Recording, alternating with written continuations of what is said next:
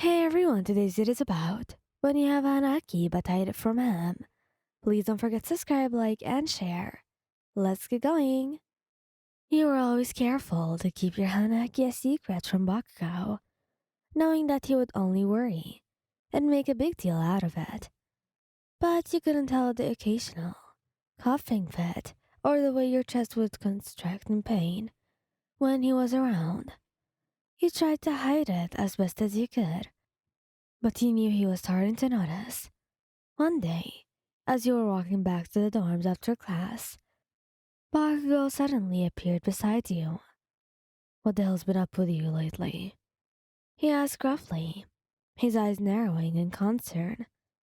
You've been coughing and wheezing like crazy.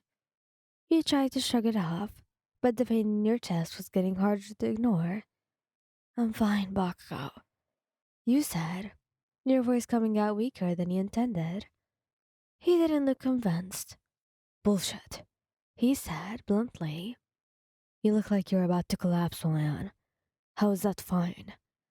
You tried to brush it off again, but another coughing fit interrupted you.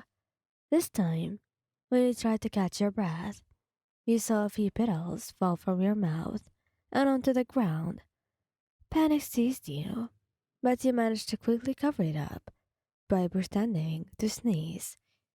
Baku's eyes narrowed even further as he watched you. What was that? He demanded, his hand reaching out to grab your arm.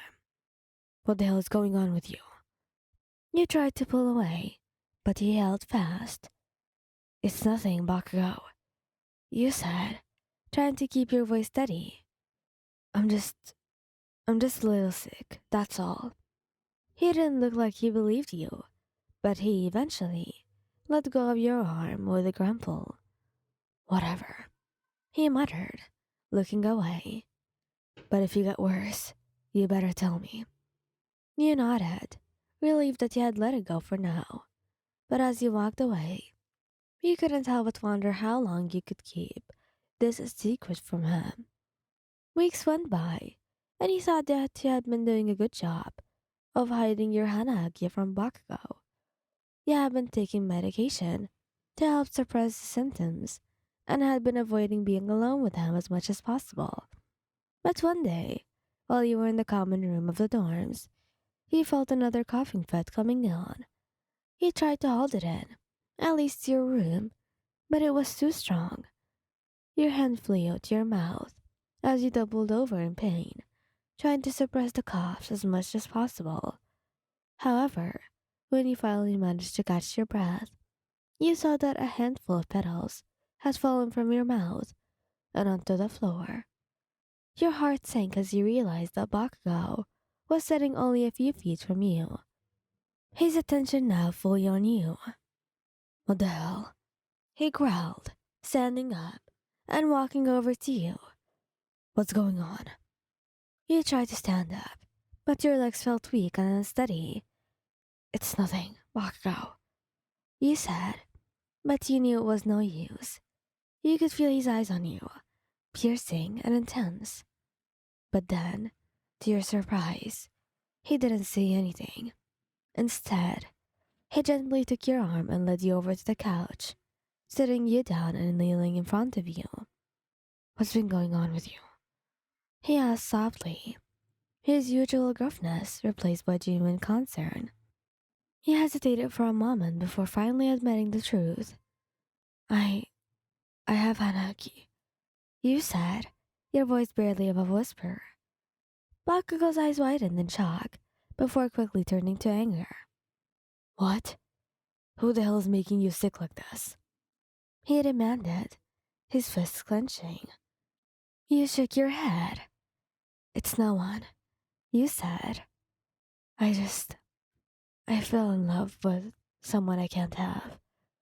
Bakugou's expression softened, and he gently took your hand. Why didn't you tell me? He asked quietly. I could have helped you, Lion. You shrugged, feeling embarrassed. I really didn't want to bother you. I didn't want you to worry. That's bullshit. You're my friend, and I care about you. I don't want to see you hurting like this. You couldn't tell but smile at his words. Thank you, Bakugou. You said softly. That's exactly why, left unsaid. He squeezed your hand before standing up. Come on, his usual gruffness returning.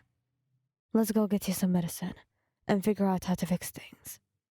You nodded, despite knowing that there is no medicine or any kind of cure other than removing your feelings or having your crush love you back. You still went with him just to make sure that he didn't get sad or upset about this. Weeks later, you felt like everything was just slipping away from you. You couldn't feel your body that much anymore. Everything hurt. And so you decided that maybe you just had to tell him. Bakugo, you said, your voice barely above whisper as you looked up at him. I have to tell you something. He looked down at you. Concern etched on his face. What is it? I have hanahaki for you. You said, the words stumbling out of your mouth before you could think twice. He stared at you for a moment, his expression unreadable. What? He said finally. I have hanahaki for you. That's who I was coughing out the petals for. You repeated, your voice stronger this time. He looked at you for a long moment, and then he suddenly pulled you into a tight embrace. You stupid idiot. Why didn't you tell me sooner? I was scared, and I really didn't want to make things awkward. Things aren't awkward. I care about you too, more than you know. Your heart swelled at his words, and you couldn't help the tears that sprang to your eyes. I'm sorry, you said, your voice barely a whisper. I didn't mean to burden you like this. You're not a burden. I think I might have feelings for you. He shook his head, his hand cupping your cheek gently.